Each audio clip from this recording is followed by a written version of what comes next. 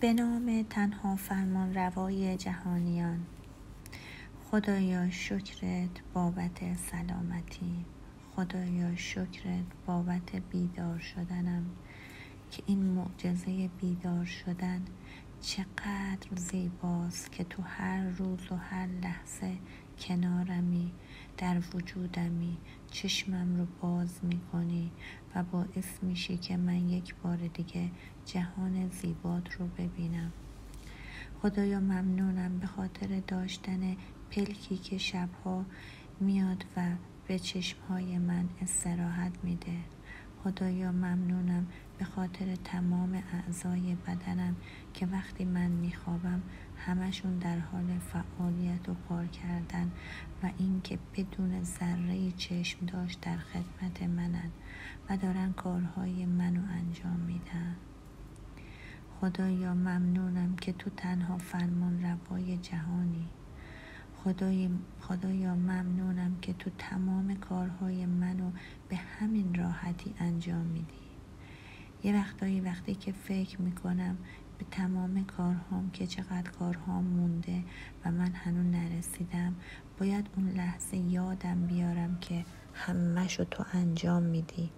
مهم اینه که من توی اون لحظه یاد تو باشم و آروم بشم و بتونم از اون لحظه لذت ببرم.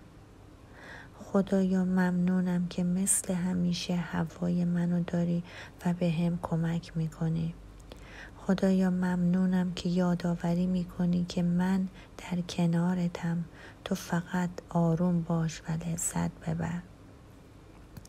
خدایا ممنونم که هر لحظه یادم میاری که تو پادشاه جهانی و در کنار منی. اون پادشاه جهان که در کنار منه، من دیگه نباید احساس نگرانی و دلتنگی کنم. من باید مثل ملکه رفتار کنم، چون تنها قدرت و فرمان روای جهان پیشمه. مگه میشه که پادشاه جهان کنار من باشه و من چیزی بخوام و اون بگه من نمیتونم؟ مگه میشه که پادشاه جهان در خدمت من باشه و من نگاهم به دست دیگری باشه و نگاهم به این مسئول یا اون رئیس بانک باشه؟ خدایا شکرت که همه اینا رو به هم میگی که تو فقط لبخند بزن و فقط بدون که همه اینها به دست منه و من باید تو رو انتخاب کنم. هر روز که بیدار میشم حق انتخاب دارم که ذهنم باشم یا در کنار تو باشم. و من این روزها چقدر دارم تمرین میکنم که هر روز صبح که این معجزه بیدار شدن من اتفاق میفته، بفهمونم به خودم که همه اینها کار پادشاه جهانه، کار تنها فرمان روای جهانه و تمام اعضای بدن من که در خدمت من هستن همه کار اونه و همه آدمایی که در کنار منن و دارن به من خدمت میکنن همه دستان تو هن که منو به اون آرامش مطلق برسونن. خدایا من باید واقعا بدونم که عزیز دردونه تو هم، بدونم که خیلی آدم مهمی هستم روی زمین، ملکه بودن خودم رو ببینم، حس کنم که چقدر آدم مهمیم چون در کنار پادشاه زندگی میکنم. کافیه که من فقط از نظرم بیارم که چه چیزهایی میخوام و تو تمامش رو به من بدی.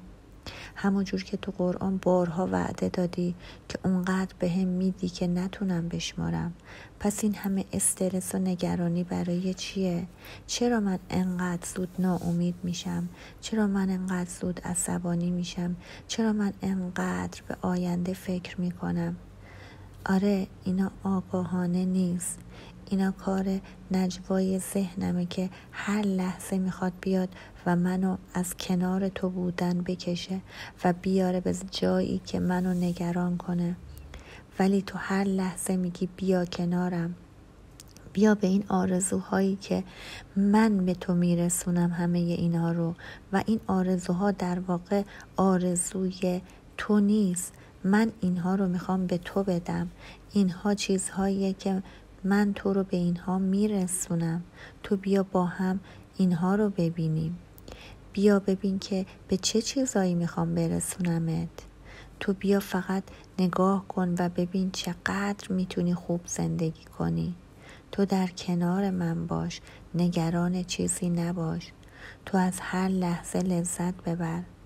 وقتی از هر لحظه لذت میبری، میدونم که منو داری کنارت حس میکنی، چون آرومی، چون داری لذت میبری، چون نه دغدغه آینده رو داری و نه به گذشته با حسرت نگاه میکنی.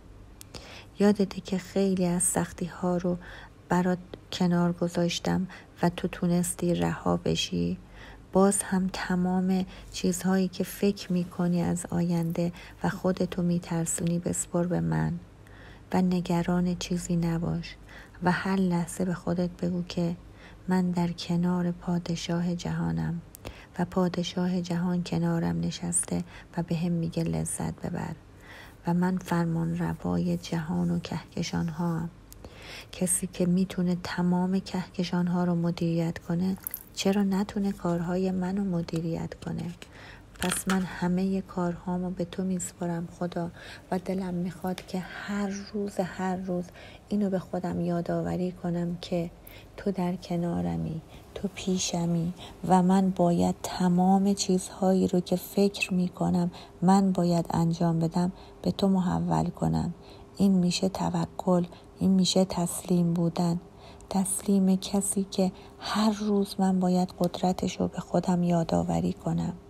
هر روز باید به خودم بگم که تو چقدر قدرتمندی، تو چقدر عظیمی.